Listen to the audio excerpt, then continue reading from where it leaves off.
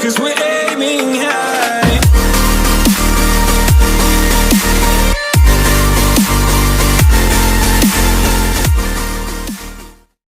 Halo, balik lagi nih di channel gua yang bakal bahas soal breeding dan pemeliharaan diskus. Ya, sesuai janji gua kemarin di video sebelumnya, gua bakal bahas soal pH. Cuman karena ada kesibukan lama banget nggak upload. Nah, sekarang gue sempetin buat bahas soal pH dan TDS untuk pemeliharaan dan breeding diskus. Di sini gue bakal nge-mix airnya dari air RO ditambah air baku. Di sini gue pakai air tanah.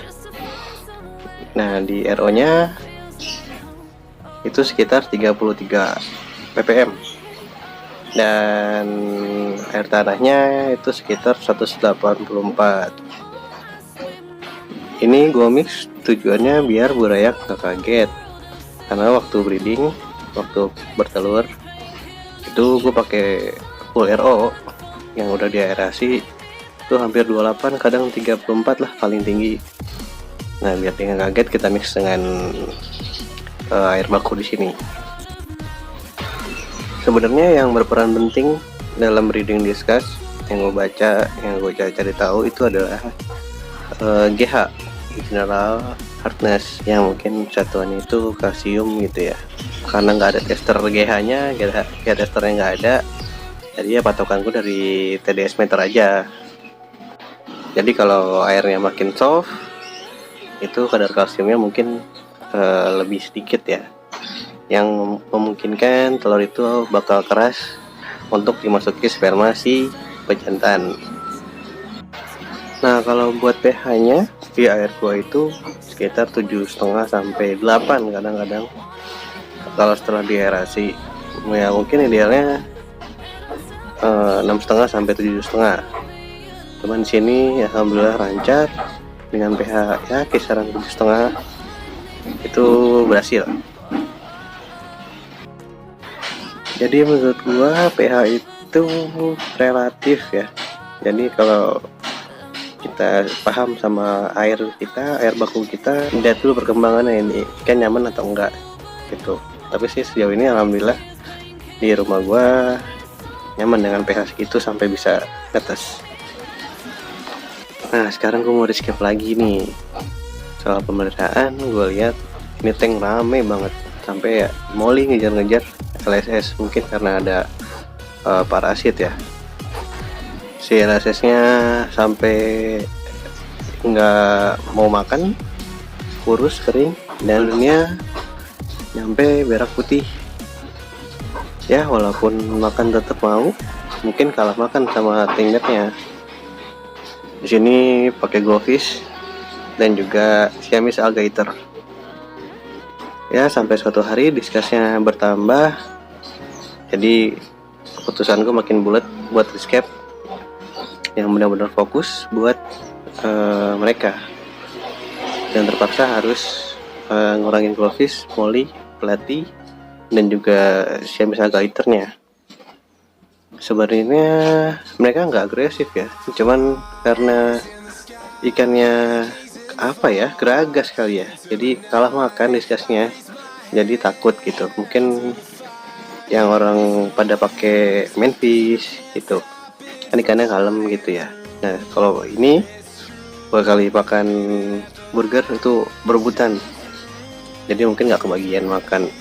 Kebanyakan kata mungkin ya karena di sini gue masih belajar, takut salah nyampein materinya ya. Ini semuanya pengalaman pribadi gue aja. Jadi gue rescape, soil gue angkat sekitar 10 kilo, tinggal 2 atau 3 kilo lah. Itu buat bagian belakang, buat nyiket Palestinaria bagian background. Nah, depan gue pakein Dacron biar pasir putihnya tuh, pasir Bali, bisa lebih tinggi dari soilnya. Takutnya kan bocor gitu ya, atau kecampur kan dari belakang ke depan. Jadi gue antisipasi bikin si pasir Balinya lebih tinggi dari sisa soil yang di belakang. Berkat filter yang media biologinya udah mature, 3 jam escape itu udah air udah bening banget gitu.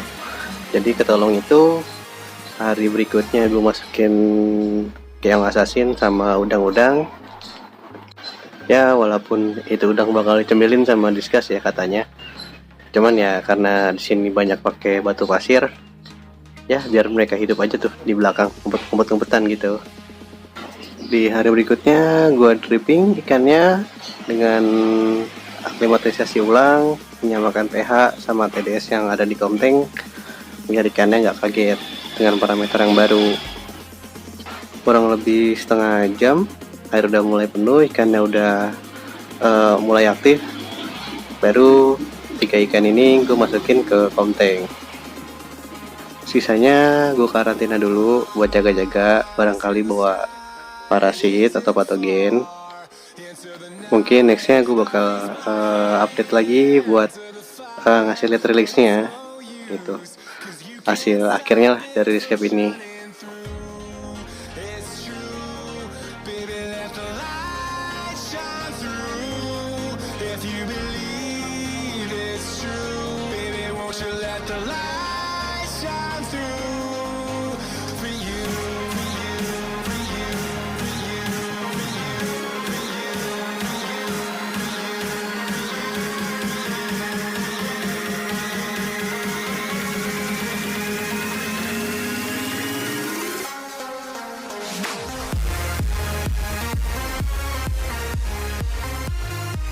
Jadi kesimpulannya, pH buat gua itu relatif. Misalkan kita bisa punya prosedur yang benar, klimatisasi yang baik, itu pasti ikan bakal cepat adaptasi. Yang penting dicoba dulu, sabar, diperhatiin, diobservasi lagi ikannya gimana, nyaman atau enggak. Ya menurut gue sih seperti itu, emang sih makan waktu. Oke, segini dulu video dari gua. Jangan lupa like dan subscribe-nya biar gua semangat nih bikinin video soal pengalaman gua ke kalian. Tetap sehat, tetap semangat. Sampai ketemu di video berikutnya. Thank you.